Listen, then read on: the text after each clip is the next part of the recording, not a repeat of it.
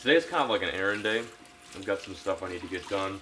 I actually got a pretty big trip coming up, I believe, and I think maybe 3 or 2 days. Wow, soon.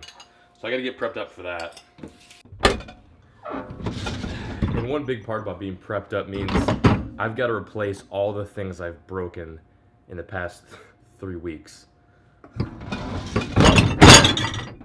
So I'm here now on my computer, making sure, like going over a list of all the things that I absolutely positively need for this really big trip. By big trip, I mean 10 days in territory that I've literally never been to, have had no experience with. I'm coming with Peric, which is not to my advantage. But before I do that, like I said, I've got to be prepped up. I got to make sure I've got all the things I need before I go, like a brand new drone, because this one right here is broken. For those of you guys who don't know, this is the second drone I've gone through. Soon to be my third. As you can see, the drone gimbal itself is absolutely cracked.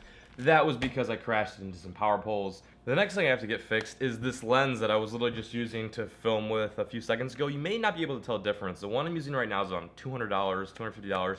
This one right here is $700. So this needs to be replaced.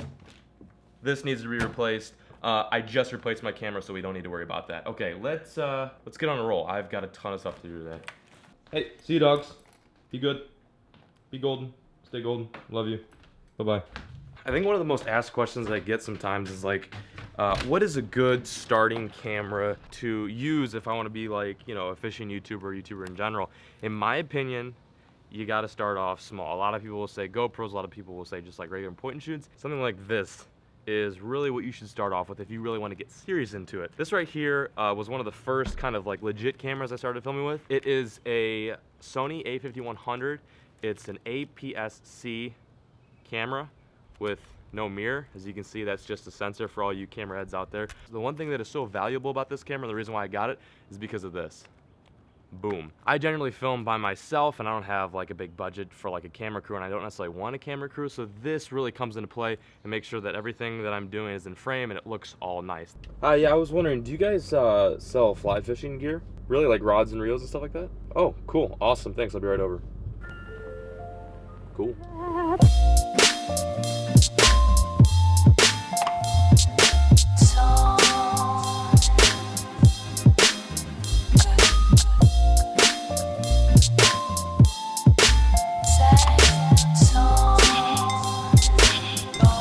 That is really expensive.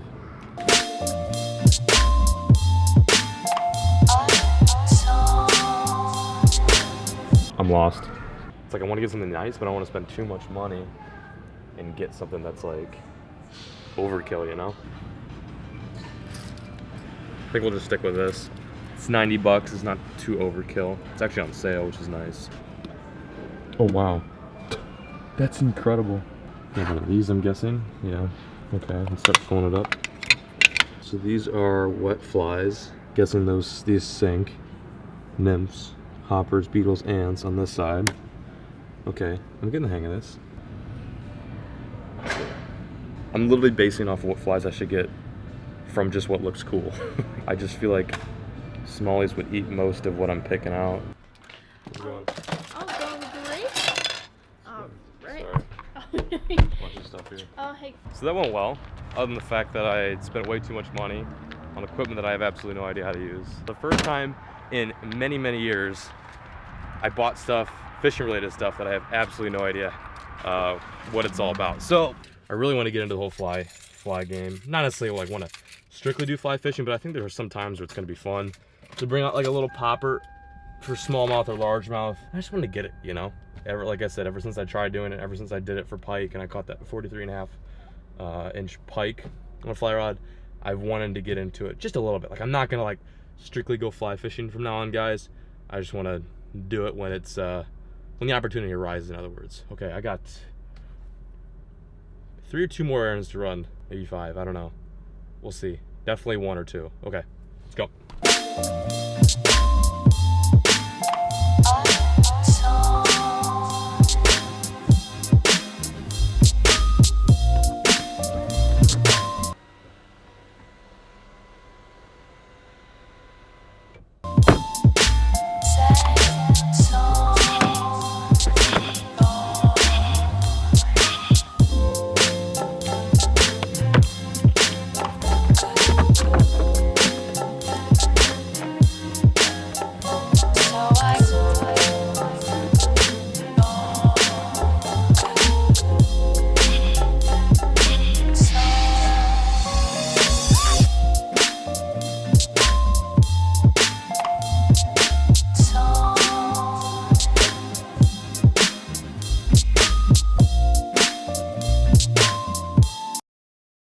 Well, these drones are super easy in my opinion to set up and get all configured.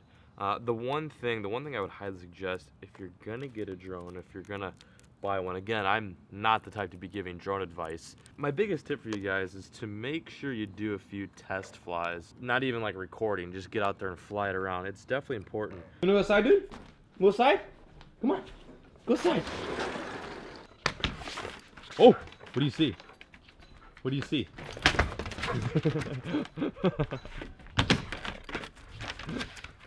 There he goes.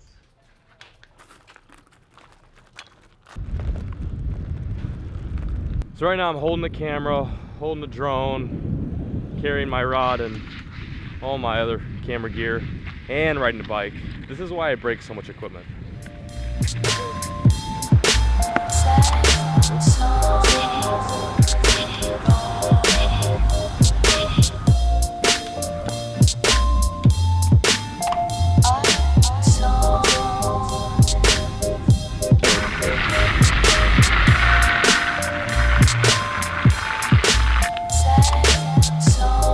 Whoa! No way. Okay, that's probably the craziest thing that's ever happened to me. Oh my gosh. The brakes on my bike are pretty much like trash, so sometimes I'll just kind of like lay my foot down, and I felt something get caught underneath my foot and the flip flop, and it was this thing right here. Like, dude, look at the size of this hook. That's literally what was like stuck. It was like right there, and I felt it, and I thought it was like a piece of grass or something like that. That's intense. All right, it's time to do some whatever. I'm just gonna mess around at this point. I got no mission.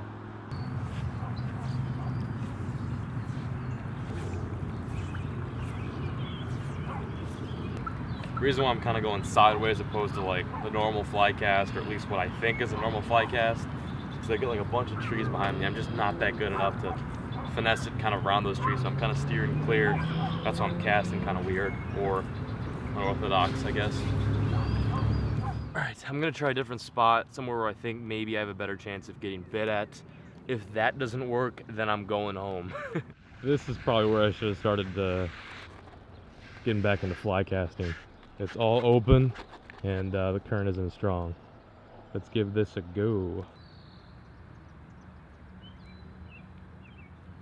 I don't know, for all you fly guys out there, help me out. Tell me if I'm either just an absolute goon, or is a popper kind of hard to cast? I feel like it's like super not aerodynamic. I mean, it's got that cupped mouth, so it's gonna like resist on water and resist on air. I just had a real tough time casting this today. I did good with like a little bunny leech, a big streamer, like for big pike. I wasn't perfect at it, but I was a lot better than I was today. I'm definitely gonna continue to use the fly rod and learn more about it. It's complicated, but it's definitely totally doable, even for someone who's never really done it before ever. There are times where I really truly think a fly rod can come into play, and it'll just be more fun. But like I said, I'm not gonna strictly switch over to fly fishing. That probably will never happen, but I still wanna try it out, give it a go, and see if I enjoy it. Popper, let me down today.